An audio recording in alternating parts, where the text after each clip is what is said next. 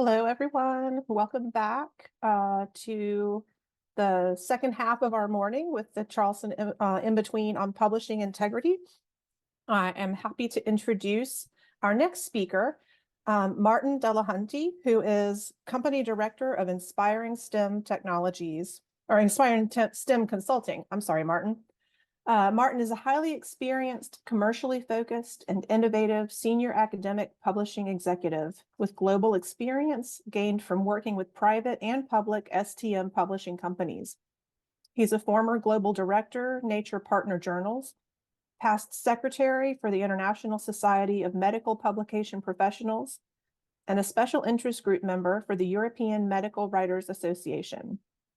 Martin has extensive international expertise working with universities, science research organizations, and academic researches. His core focus is the strategic and business development for open access and open science publishing. Martin is a regular conference speaker and workshop moderator covering publishing innovations, best practices, and future trends. Martin, thank you so much for joining us today, and I'll turn things over to you now. Thank you, Leah, for that very kind introduction. And thank you, Sven, for inviting me to present. So I'm going to focus my talk on the human factor. And we're talking about publishing integrity, but I want to include publishing research integrity as part of the presentation. And so we have a range of human stakeholders involved in the context of research integrity. At the center, we've got the research author. We've got obviously peer reviewers, editors, publishers, institutional review boards, ethics committees, professional associations, regulatory bodies, and funding agencies, and of course, many more. And I do want to also acknowledge the role of our human whistleblowers and sleuths. And so that would include the likes of Anna Abakalina, Elizabeth Bick, and Lonnie Bessicon, and of course, our friends at Retraction Watch. So there's a real human element and human factor in our discussion today, and that would be my focus. And from the talks yesterday and today, in the context of the scope of this conference, it's not surprising that you may have an overwhelming feeling of a crisis, and it's hard to get away from that. And one of the, I guess, the natural inclinations is to look to technology and process to address the challenges and try and counter the research integrity flaws, misconduct, and that's the right way to go. But I want to also bring into the context, again, the human factor. So whilst technology can aid in maintaining research integrity and countering plagiarism, data manipulation, and other forms of research misconduct, it ultimately relies on the human factor. And all human stakeholders, therefore, must play some integral role in maintaining research integrity. And where it's the research author that primarily challenges publication research integrity, it is in all stakeholders' interest to better understand their potential motivations for misconduct and fraud. So how might we understand the motivations for researchers to commit fraud, misconduct in relation to publications? I'm introducing you to the fraud triangle, which is a framework that has been used within accounting, finance, and business, and I think it can be very well applied also in the context of research integrity and fraud. So we have this model, which helps to identify high risks of fraud and has three factors that can lead to fraud: motivation, opportunity, and rationalization. And so I think researchers are motivated to commit fraud where these three elements come together. We have perceived pressure, such as it's publish or perish. The perceived opportunity: I control the data so I can easily manipulate the results. rationalize the fraud as not being consistent with one's values. So I might strongly believe that in my theory, it's just that the data is wrong. And when we get to considering culture and its role in misconduct, we can look at some very nice studies that have been done just in the last number of years. And this is a study done in June 2022 and looked at academic dishonesty in its relation to peer cheating and culture. And it was a study of 24,000 graduate students, participants from multiple countries, diversified in terms of gender and origin, geographical, demographic. And they looked at the peer cheating effect, and they concluded that this effect was stronger in cultures that are high in power distance, collectivism, long-term orientation, restraint, and low in uncertainty, avoidance, and religiosity. And the findings indicate that peer behavior plays an important role in these students' academic cheating. And so effective strategies would be needed to promote academic integrity, and we'll need to consider peer influences as well as the culture in which these students are socialized. So these graduate students are the next generation of early career and established researchers. And what about the effect of culture on research integrity? Well, cultural differences can significantly impact research integrity. Different societies and cultures have varied perspectives on ethics and integrity, and again, can influence the way research is conducted. For instance, in some cultures, collaboration and sharing of data might be highly encouraged, whilst in others, individual achievements might be valued over collective efforts. Cultural norms can also affect how ethical issues are perceived and handled within the research community. In societies where hierarchy and power distance are emphasized, junior researchers might be less likely to question or challenge unethical practices endorsed by their senior counterparts. On the other hand, in cultures that emphasize equality and open dialogue, there might be more open discussion about ethical concerns, fostering a more ethical research environment. And examples of this can be seen in cross-cultural research collaborations where researchers from different cultural backgrounds come together to work on a project.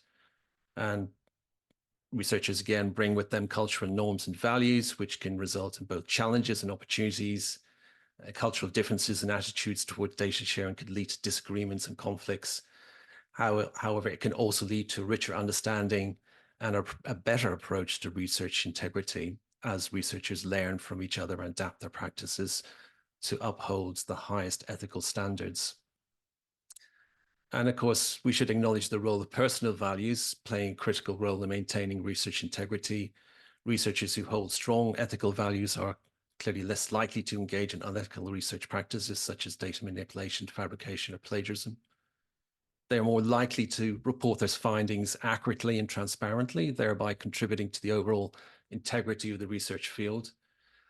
And moreover, personal values like honesty, responsibility, and respect for others can foster a culture of integrity within research institutions, thus promoting ethical conduct amongst all members. So we know about this pressure to publish. Another nice study published in Research Ethics from SAGE explore the relationship between scholars' self-reported publication pressure and their self-reported scientific misconduct in research. 52% of those surveyed were aware of dishonest practices, most frequently honorary authorship. 51% were aware of colleagues' scientific misconduct. And 71% observed publication pressure in their subordinates. 3% admitted to scientific misconduct themselves. And the authors concluded that most scholars are convinced of their morality and predict that they will behave morally in the future. Scientific misconduct, particularly minor offenses such as honorary authorship, is frequently observed both by the researchers, particularly in their colleagues, and by their managers. And researchers experiencing publication pressure report a willingness to engage in scientific misconduct for the future. So all of that clearly is very worrying. And it's also worrying, in the words of the authors here, to talk about a minor offense such as honorary authorship, which I personally wouldn't consider that a minor offense. And we have the impact of peer pressure. So again, early career researchers are subject to this pressure, and they may feel pressurized to conform to practices and the norms of their peer group. And that could involve selective reporting results, overstatement of findings, or suppression of negative data. In a more positive peer environment, we can also encourage good research practices and maintain the integrity of research. Therefore, it's crucial to cultivate a research environment that values ethical conduct and discourages malpractice. Another study published in Scientific Reports looked at senior fellows of the National Science Foundation. So these are highly prestigious fellowships, and a survey was from 244 in 2023. 244 NSF fellows were anonymously surveyed, and scientific advancement ranked as their top metric for evaluating, following by publishing in high impact fact journals, the social impact of journal, and the publication citation count. So again, citations and publication impact as ranked by Journal Citation Index, again, very prominent from this survey. Self-reported rate of academic cheating was nearly 17%, and of that, they admitted to research content at a rate of 4%.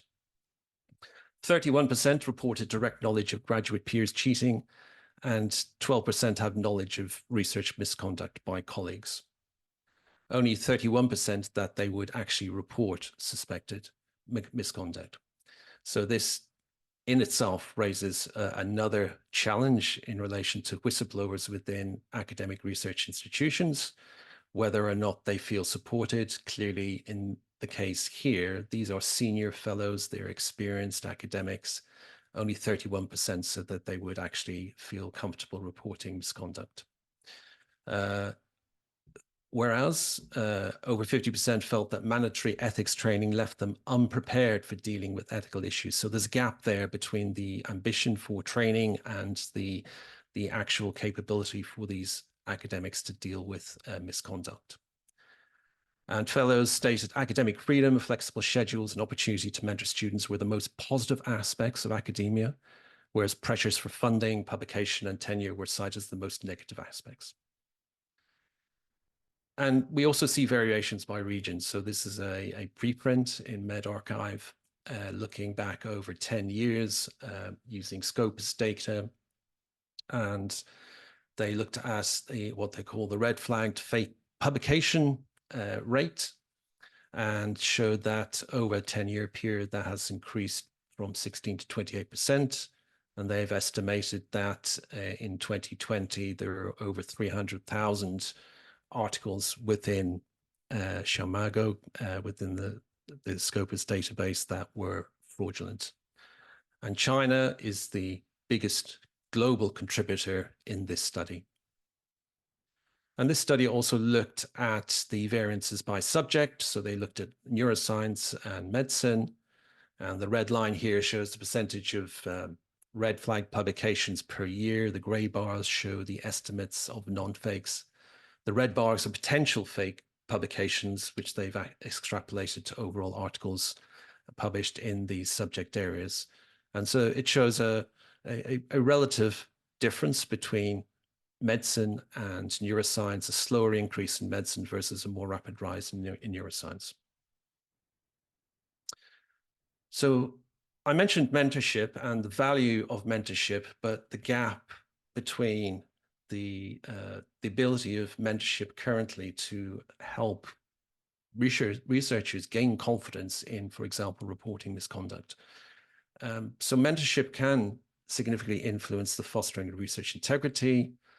A mentor, being, of course, an experienced and trusted advisor, can guide researchers, especially early career researchers, on the importance of ethical conduct in research.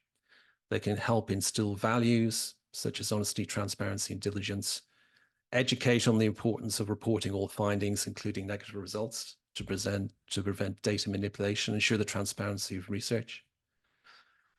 And the University of Michigan here has a very successful mentoring program, just as an example, and it aims to improve research mentorship relationships through a series of workshops, and they focus on competence, autonomy, and relatedness, but also on publication integrity as well. So this is a prestigious and well-established mentoring program. And similarly, Howard Hughes Medical Institute has a program, and it has pledged 1.5 billion towards an outstanding early career faculty, supporting DEI, but also supporting research integrity. So again, the focus from the institutional level and funder level here is at the early career researcher stage, because clearly they are the future researchers and the future authors for our publications.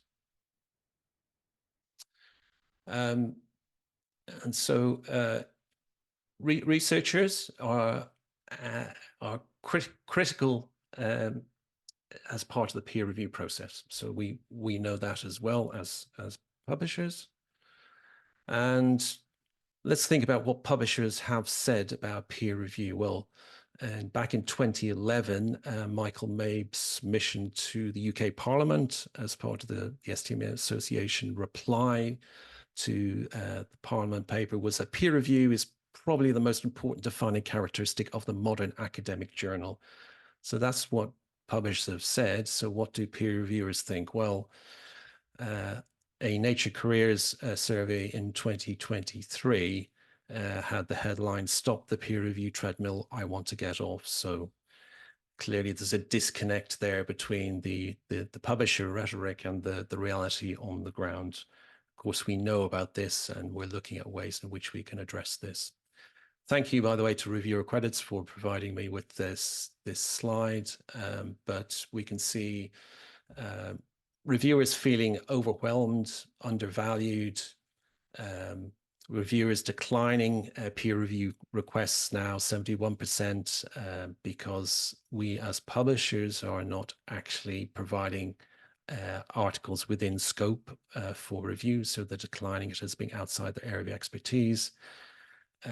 Reviewers have, 39% of reviewers have said that they've never received any training. Journal editors saying the hardest part of the job is just finding willing reviewers.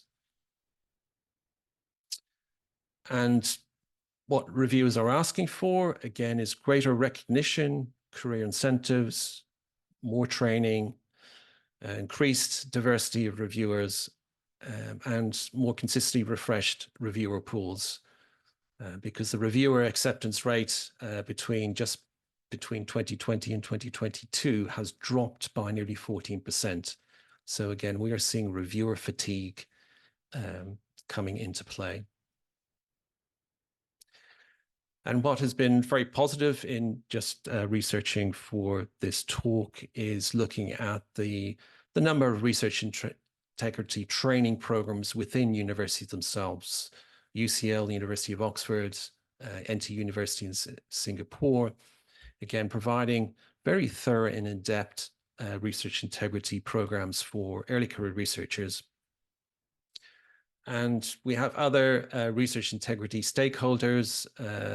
We have obviously COPE, we have the World Conference on Research Integrity, many educational and training events being offered to help support and address the challenges around research integrity. And here in the UK, we have the UK Research Integrity Office also providing training courses for researchers and all stakeholders involved in the process.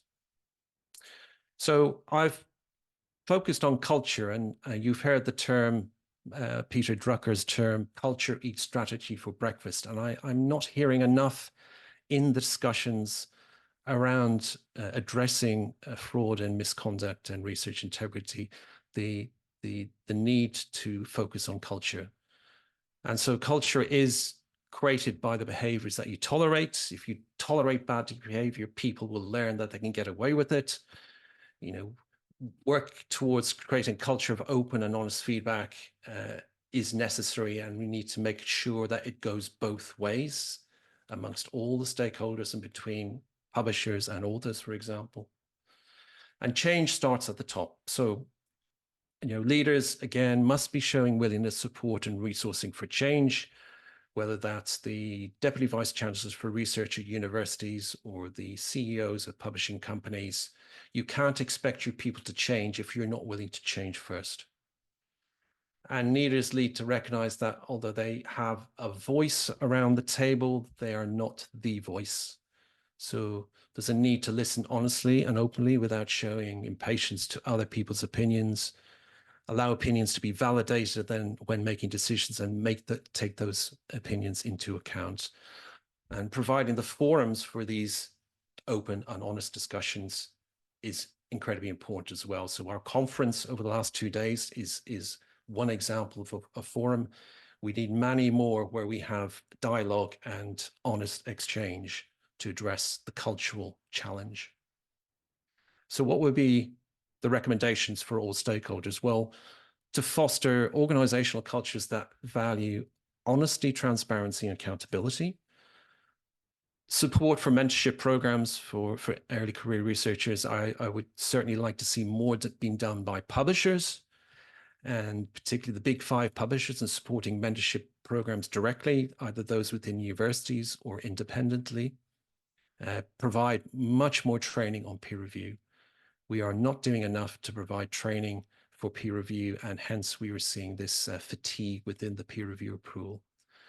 Provide training and education on research integrity, so support those organizations that are already working towards providing training, and promote open science practices such as data sharing and replication.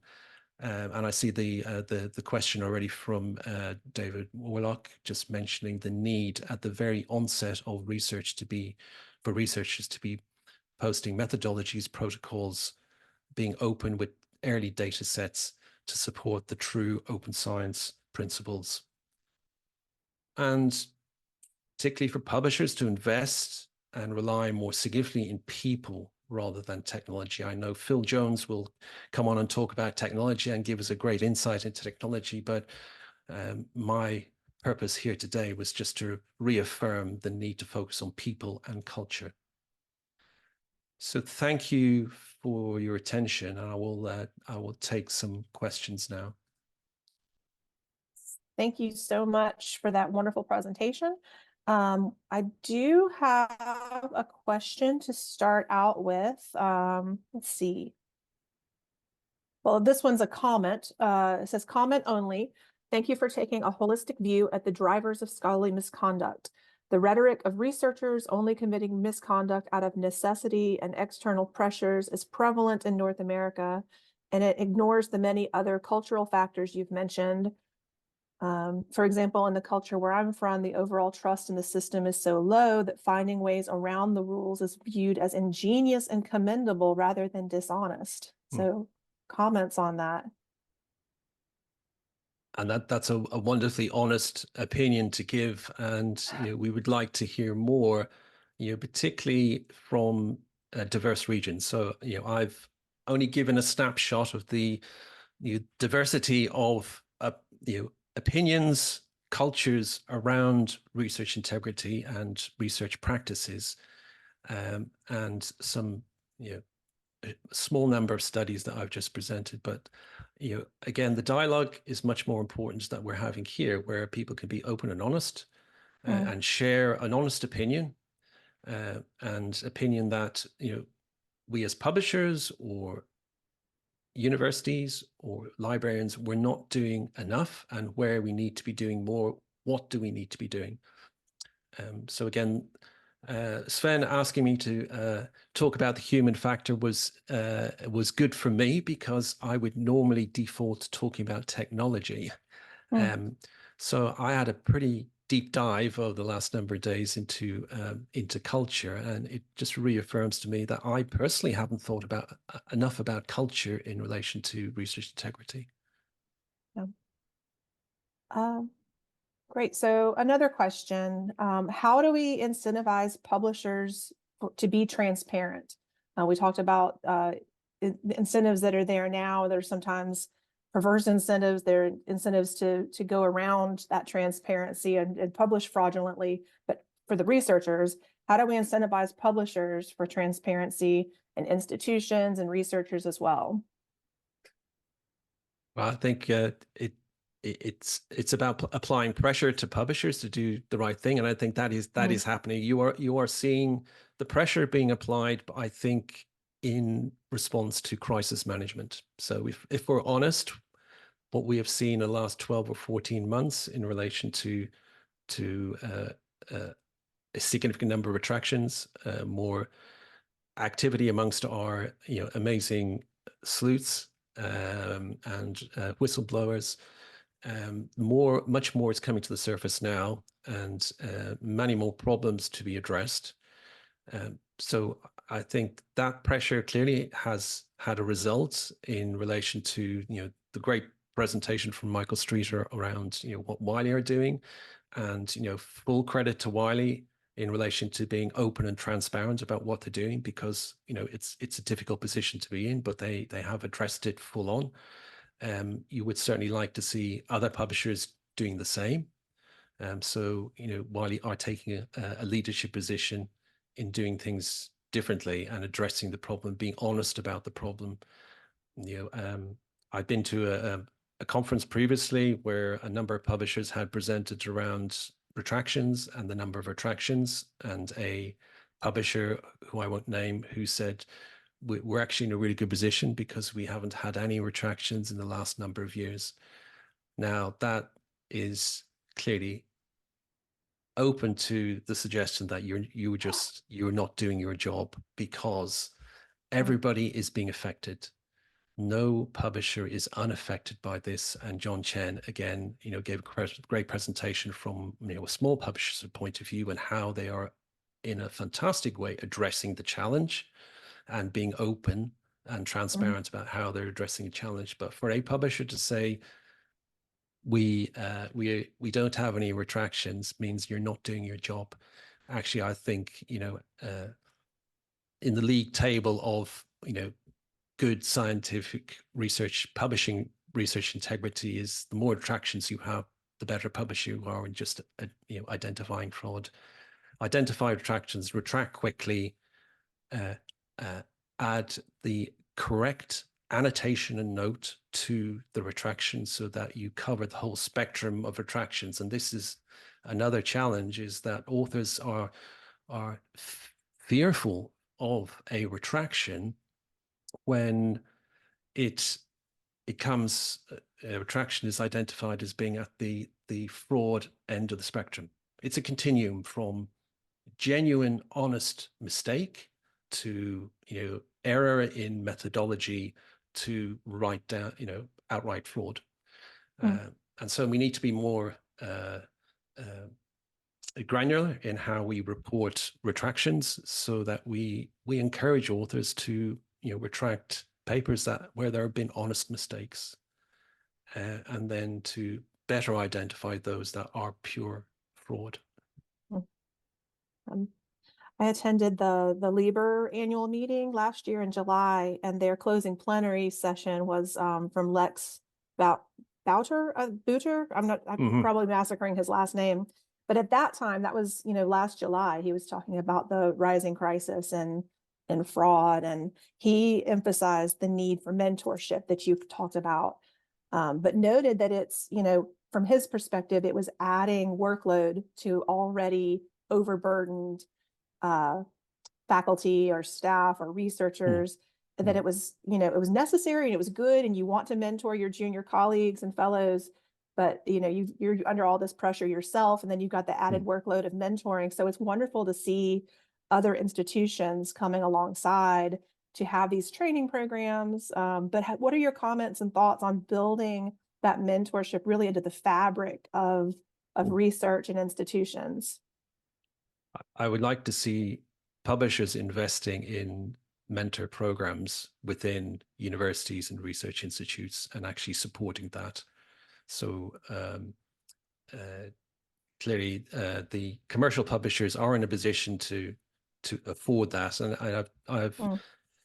Mm. I've made the emphasis on, yes, technology is important in addressing the challenges, but more so we need to focus on people and invest in people, and that means financially investing in people. So I would love to see mentorship scholarships and foundations being established by either individual publishers or collectively from publishers to support those university institutions that don't have the kind of resources that the Harvards or the Stanfords or the Howard Hughes Medical Institute have.